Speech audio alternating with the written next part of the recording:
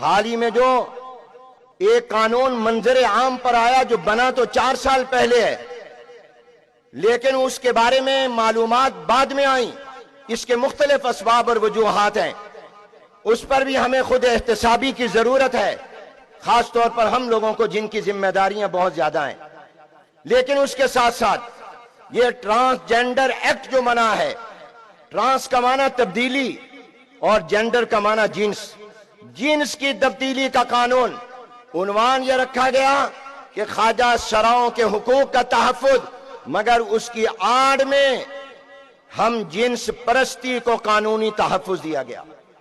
مرد مرد سے، عورت سے شادی کر سکتے ہیں، اور میں ایک عرصے سے علماء کی مجلس میں یہ بیان کرتا ہوں کہ 1961 اور 62 میں حضرت مولانا شمس الحق صاحب افغانی رحمت اللہ علیہ نے خیر المدارس ملتان میں وفاق المدارس العربیہ پاکستان کی مجلس شورا کے اجلاس میں، جس میں اس وقت کے بڑے بڑے اکابر موجود تھے، حضرت مولانا محمد یوسف صاحب بنوری رحمت اللہ علیہ، میرے جد امجد مولانا خیر محمد صاحب رحمت اللہ علیہ، مفکر اسلام حضرت مولانا مفتی محمود رحمت اللہ علیہ، بڑے بڑے اکابر تھے، تو انہوں نے کہا تھا علماء کرام، آپ کو میں آنے والے دور کا چیلنج بتانا چاہتا ہوں۔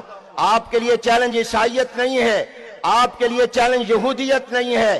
ایک دور تھا جب ان سے مناظرے ہوتے تھے، اب یہ بطور مذہب نہیں، بطور قوم کے دنیا میں ہیں۔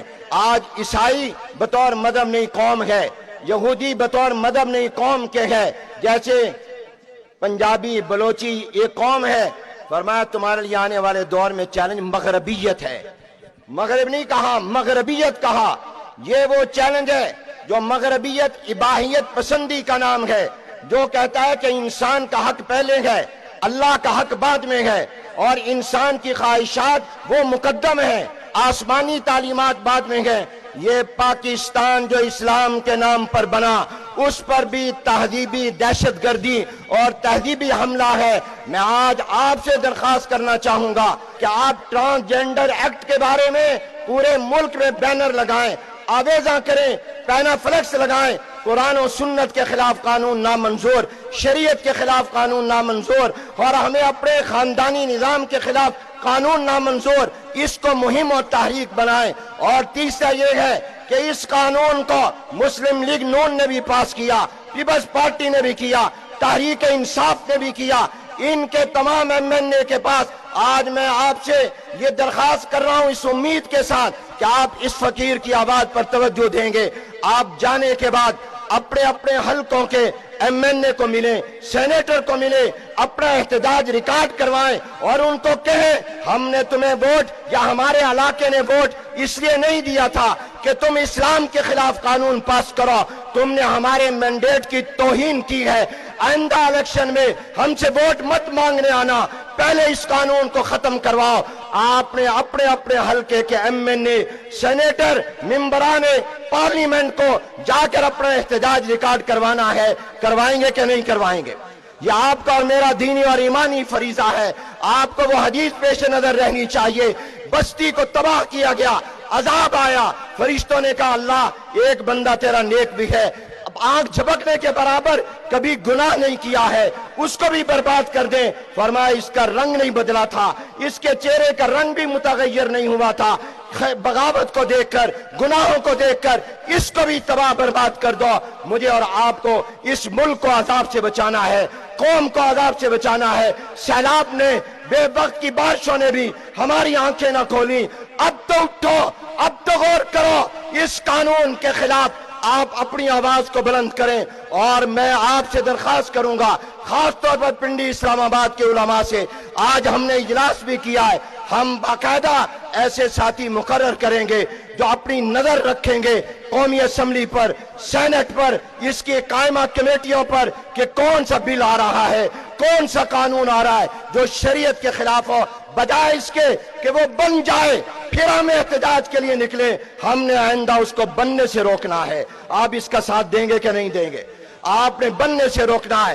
چوکوں پر، چوراہوں پر بینر کو عام کرو، الیکشن آنے والے ہیں، کوئی ووٹ مانگنے آئے اس سے ختم نبوت، ناموس رسالت کے تحفظ، غیر اسلامی غیر شرعی قوانین ان کے بارے میں کبھی وہ ووٹ نہیں دے گا، بھلے پارٹی فیصلہ کر لے، اس پر آپ کو ان سے حلف لینا چاہیے۔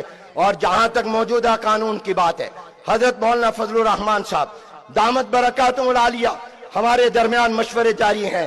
حضرت مولانا نے اس پر اپنے جمعیت کے رفقا کو مقرر کیا، پورے قانون کا جائزہ لیا، پھر ان کے رفقا نے ایک مسودہ تیار کیا، حضرت نے وہ مسودہ بھیجا حضرت مولانا مفتی محمد تقی عثمانی صاحب دامت برکاتہم کے پاس، پھر خود مولانا کراچی تشریف لے گئے، حضرت سے ملاقات ہوئی اور اس کے مطابق حضرت کو مسودہ دیا، حضرت نے غور کر کے اس کا ایک ترامیم کچھ کی، اس کے اندر مزید اصلاح اور بہتر کیا، پھر حضرت نے اپنے ساتھیوں کو دیا، وہ الحمدللہ تیار ہو گیا۔